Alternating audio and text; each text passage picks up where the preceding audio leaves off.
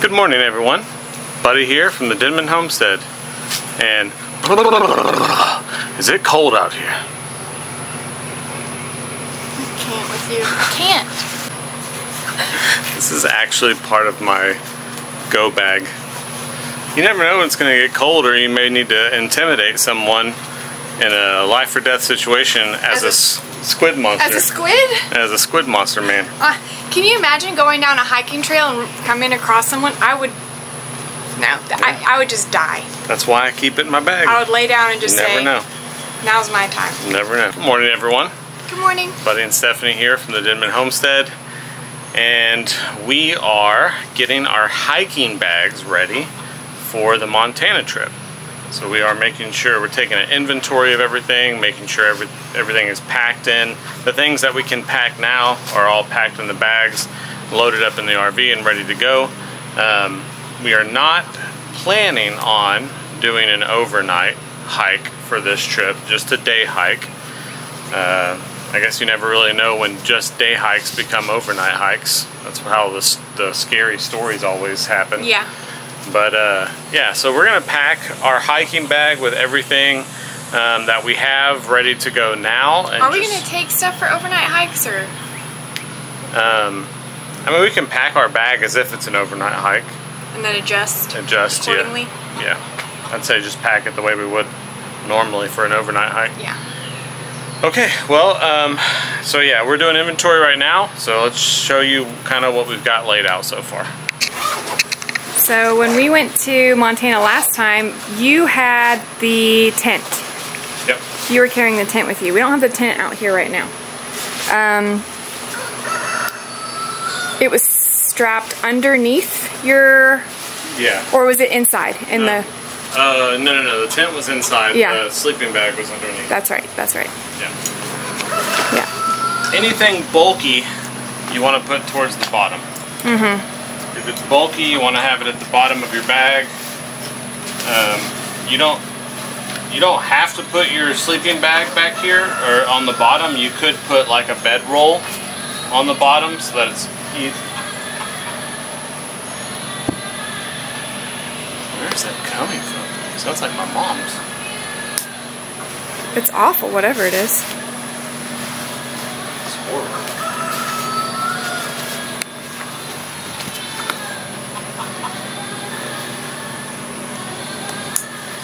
Okay. So you probably want to have, which we don't have any right now, but you probably want to have a pack liner, just a piece of plastic that's the same size as your bag that goes in there to make sure that everything stays dry. Could you just use like a trash bag or something? You could, yeah. This is all waterproof material, and the hope would be that this cover flap would keep anything from getting wet, but just to be sure, you can put everything inside of a pack liner. But if you notice, the back of these hiking packs, they've got this frame around it, and that's to support the weight of your heavy items up against your back. So when you're building out your pack, you want to do bulky at the bottom and heavy up against your back, because that's where the most support is going to be. That's where you've got the frame. It's going to keep you... What I learned the hard way hiking out of Montana, the dangers or just the struggles of hiking unbalanced, because I packed out, I was the one that carried on top of everything else I carried the trash out with us.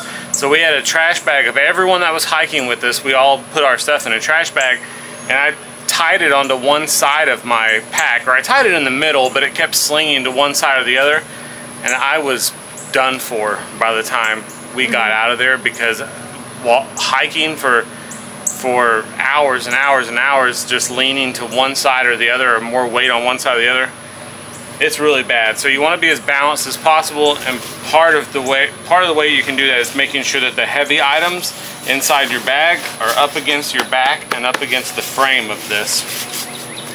So we've got the sleeping bag in. This could be where you put your bedroll.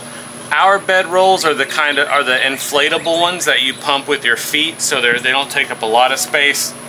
They don't work they don't work that great. Steph can tell you, we've been camping when she just deflated the entire night. It's like a small air mattress that's not as reliable. Yeah. As an air mattress would be. It's nice because of how small and how lightweight it is. And when you pull it out, you just lay it out, and you've got that foot pump right there that you just press on with your foot until you have a bedroll. But the old Dependable is just kind of the fold-up foam bedroll, but it does take up more space. Right. So we've got the backpack in there. We're going to put the bedroll. The tent would go in the bottom as well. We're going to put the bedroll in there. So another rule of thumb is that the things that you will need quick access to, you want to put them either in the hood up here if you need really quick access to it, things like first aid stuff. If you bring in cameras, photography equipment, batteries and things like that would go in here.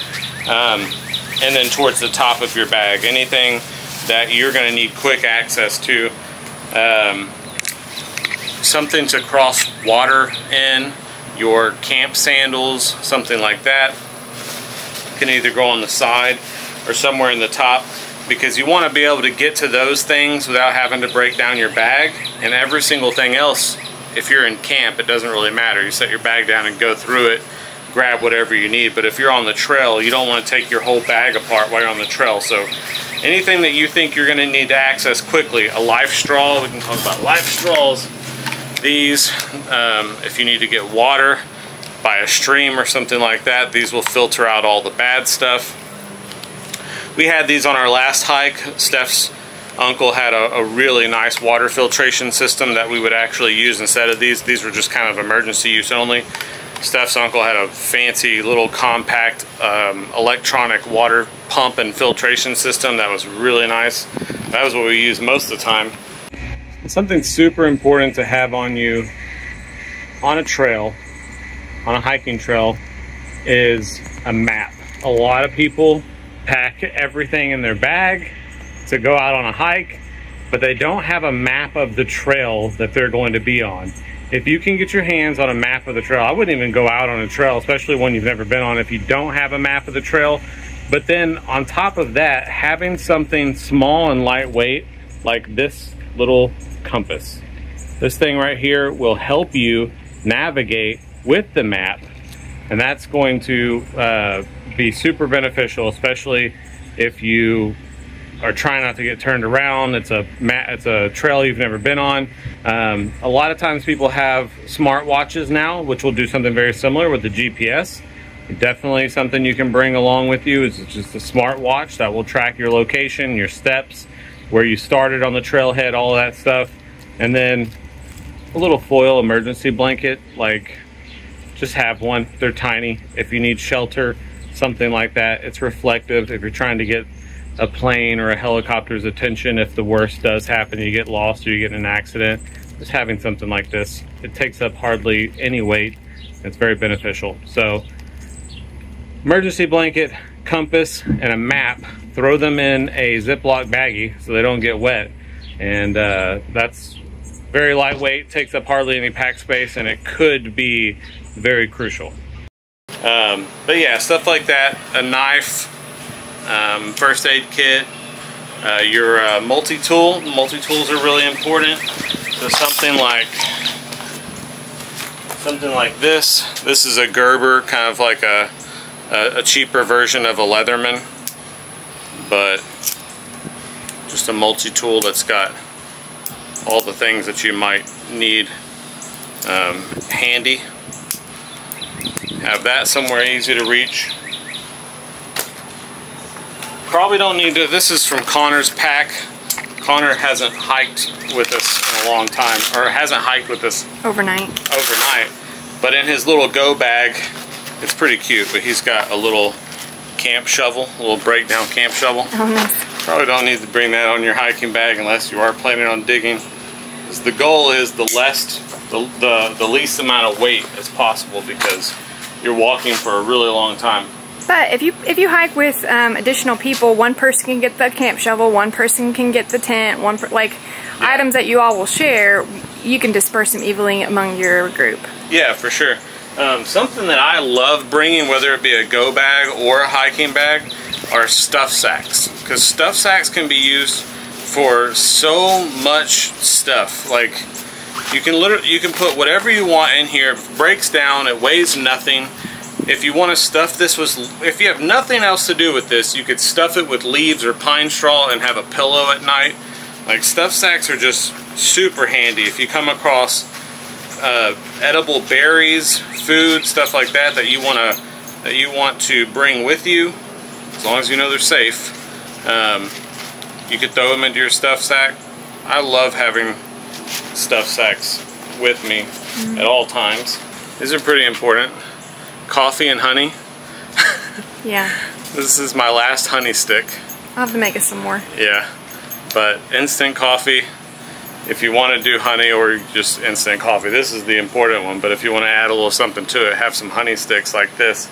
Honey offers carbs as well, which gives you extra energy. Yeah. And it's, you know, it's lightweight, and they come in little disposable packets. Although it is plastic, so you have to pack it out. Anything you pack in that you can't, you know. Pack it in, you pack it out. Yeah. That's the rule. Leave no trace. This is an example of a camping med kit. They can get much smaller than this, but this would be like something you could use for an entire group. But you've got gauze, alcohol pads, band-aids, butterfly bandages, different size band-aids. Just very basic stuff that you can have, just first aid for when you're on the trail. My uncle actually brings, he had surgery a long time ago, and he has kept extra, like, I think it was pain relievers. Yeah, hydrocodone or something that he has in his little camping bag, because if you break an ankle or break a bone while you're on a trail, you know, the temporary pain relief. And whiskey. Oh, he does bring whiskey. Yeah, a bottle of whiskey. And whiskey. So. So we could talk about. Let's talk about food. Okay. So this is your typical mess kit that is very basic. You've just got a bowl that also is a lid, and then something to eat with, fork or a spoon. And then once you close it all up, it seals pretty tight, and you can put these little straps through here to keep it all together. You can hang that on the outside of your bag too. You can hang this on the outside of your bag, but typically you're not going to need this until you get into camp, unless you're going to be stopping and eating on the way. But those kind of grab and go snacks you can put somewhere in your bag, easy to access. But when it does come to food, especially if you're going to be in bear country, I'll just show them my other one that's already open. If you're going to be in bear country, you're going to want to take any food that you have anyway and put a rope on it and throw it up over a tree branch away from camp. We used a pillow sack. Yeah, a pillow sack. Throw all your stuff in there. Go a ways away from camp, because they're going to smell it. Not just food. Anything perfumey, any toothpaste. Yes, and that's a good call. Yeah, good deodorant. Anything with scent that's not of nature, you would want to put in your food sack and then hang it high in a tree. Yeah. Something you can do to just help cut down the smell. One, you can bring dehydrated meals like these. These are two of ours that we have. They have zero smell to them because they're dehydrated and vacuum sealed inside these packages. But this is quinoa and beans, 3-cheese mac and cheese. And then just to double it up, you put it in this. This is called a smelly bag. Smelly proof bag. Right? So that's the smelly proof bag. It's just a brand of bag that tries to cut down on the amount of odors that escape the bag as much as possible. Get all your air out of it, and then seal it up like that.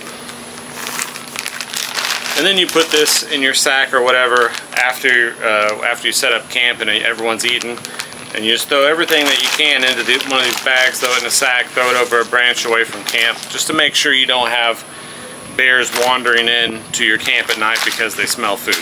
I mentioned coffee earlier. These are 2 coffee cups that you can put right onto the water or to the fire to boil your water.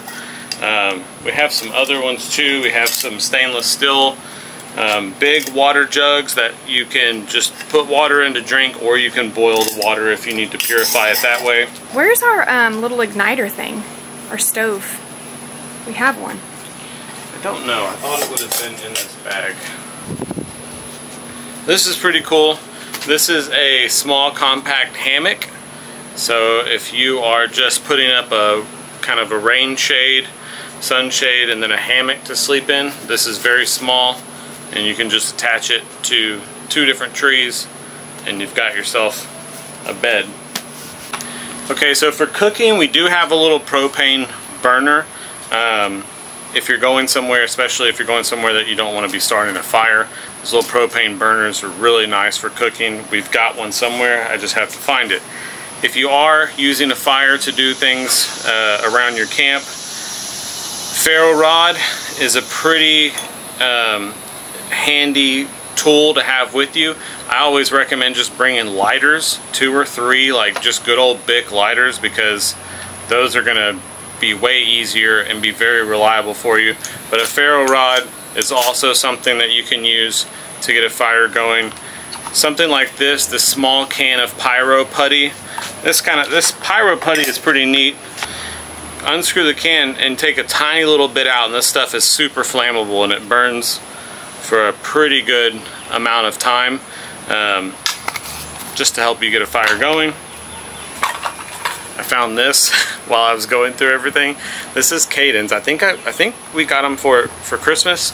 But this is the K-Bar brand, kind of like the knife that you think of with Marines or whatever. But it's a spork, and if you pull it, it's also a little knife. That's cool. Yeah.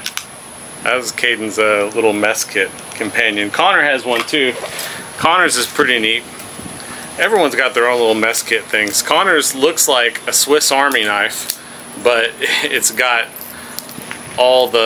it's got a knife, a spoon, a fork, and a bottle opener, all in one little thing.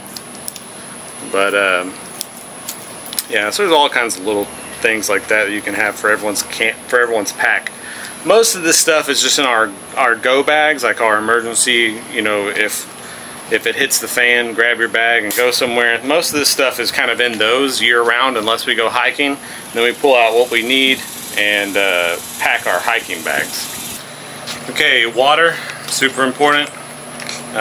These are mine, Caden, and Steph's Camelbacks. So these are just bladders, just water bladders that you put good clean water in, and then they've got a drinking tube that while you're walking around, if you need to take a drink, you just bite down on this part, it opens up the flow, and then you take a drink. We actually have a spot for them in our hiking bags where they slip down inside of a pocket inside there, so these can easily come out of... They'll kind of be like that in the pocket. Right. So you've got access to it to add more water to while you're hiking if you come across a fresh clean water source, or if you're going to filter some water and you want to fill your bags up. These are usually easy to access because most packs will allow you to pack them inside of a pocket in the very front of your pack. But see, this is removable here. This whole this can come out, this whole bladder can come out. That way you don't have to use this. Along with this by itself can slip down into the hiking bag. So you alleviate extra bulk and weight. And while we're on the water topic, you should talk about the liquid IV. Yeah. Because that's another thing that is really important. We bring these. Me and Steph went on a hike one time. Oh yeah. In Moab. Desert, hot, 100 and something, 20 degrees, crazy. As we're hiking, we both like at one point started looking at our hands and our feet, and they were swelling because we didn't have enough electrolytes and sodium. We had water, but that was We had water, and that was all we brought, not thinking about how much sodium and how much electrolytes you lose while you're doing these hikes up and down these mountains. So now we bring liquid IV with us on pretty much any hike that we're going to go on, just to make sure, because water is just not enough by itself. When you're sweating and you're just like pushing through these long hikes, you have to have something to replenish that sodium and to replenish the electrolytes. So yeah, and they come in powder form, so you don't have to worry about them going bad, and they're in individual packs or lightweight. yeah. The only downside is that you do have that trash that you have to haul back, but it's really minimal, and yeah. but it's a lifesaver for sure. Small amount of trash, but definitely get you some liquid IV or some sort of water enhancer with the sodium and the electrolytes. Even just salt packs, like salt packs, yep. That you get from your little restaurant. Yeah. I mean, that alone would be better than I'll nothing. typically have, so if you look at some of the things that I showed you already. So this shovel, even though we don't bring this on hikes, but this shovel's got paracord, lots of extra paracord. This ferro rod that I showed earlier, lots of paracord, and then just twine, some kind of string, rope, something. I always have this in the bag because you literally never know when you're going to need something like this for all sorts of things. Shamog. So I keep one of these in my bags at all time. The uses for this are, I mean, you can do a lot of things with it, not just getting it wet, keeping yourself cool, using the stranded ends like this to help start a fire, pulling or cutting that off to help start a fire. I used this when we were out at Camp Denman and Caden broke his arm. I made him a makeshift sling out of this so he could keep his arm up and straight while we got to the hospital. So I always keep this on, even if you're just going to use it as a shade to throw over if it's super hot. But shamogs are super important. Just lots of uses, and they're lightweight. They don't hardly take up any space, so definitely have that. And then there's a fire tube thing. Oh no, that's not a fire tube. Oh, I have a little. I think it's the orange one. Oh. You don't necessarily need to bring one of these with you, but they are pretty nifty. These fire tubes, they just expand out, and there's two different sizes. This is a larger one, but when you have a fire going and it's really tiny and you're just trying to get oxygen to that fire so that it gets bigger, this gets you right underneath the fire to give that oxygen to it and to let it, you know, get larger and start to grow.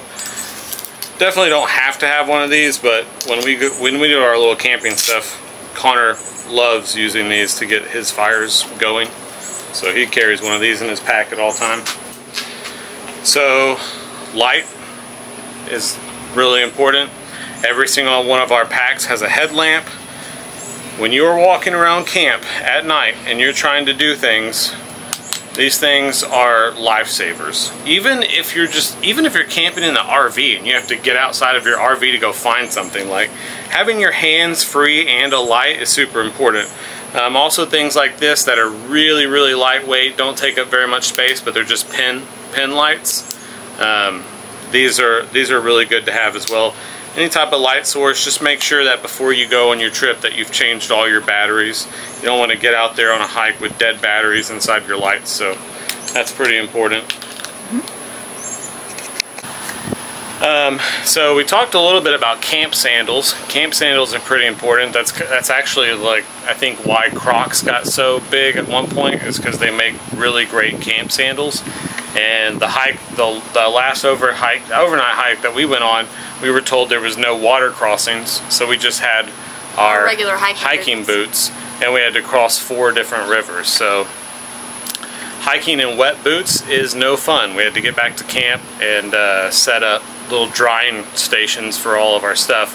But having an extra pair of dry thermals and socks and things like that inside of your bag, super important. Yeah. Make sure they're wrapped in some kind of plastic so they're not going to get wet even if your pack goes underwater.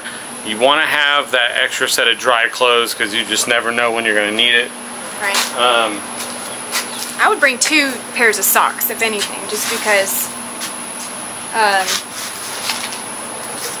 Yeah, get one pair wet in the middle of a trail, and you put So one of the things that we brought to Montana, which ended up kind of being lifesavers, we'll hold that. These are like breakdown rain jackets. Yeah, very lightweight. And the amount of little random rain showers that we got into in Montana, hiking up in those mountains, was pretty crazy. But this jacket, it weighs hardly anything. It breaks down into that tiny little bag, and it'll help keep all your stuff, you know, nice, all your clothes and things nice and dry. And what's nice about these is that when we were in the mountains, the rain showers would last like 20 minutes. So we would be able to just throw this on real quick, keep on going. Rain shower stops because we're hot anyway from hiking. We just pop it off, and they're just, you don't fold it or anything. I want to show them something real quick. Oh, okay. So another cool thing about this is that inside the collar is your hood. Yeah, so you can pull it over your head. You have a little fold-up hood that's velcroed in here too, so it's really nifty, and got little pockets on the inside too that you could store things. Yeah. So, and these are stuff sacks. They're not like you don't have to fold this in any way. You just start shoving it in. So that's why I was saying it's very quick. It's kind of like a sleeping bag. Like a sleeping bag. You don't have to roll up your sleeping bag a certain way. You literally just stuff it in, and you keep on stuffing until you got every little piece of it in there. And then once you got it in there, you tighten it up and you throw it back in your bag. Yeah. So these little rain jackets, super handy if you hike in a place like the mountains where the rain showers come and go all day long. Okay, well, I think we covered a lot of it. We did. Pretty sure we're probably missing something. Yeah. We need to find our little propane.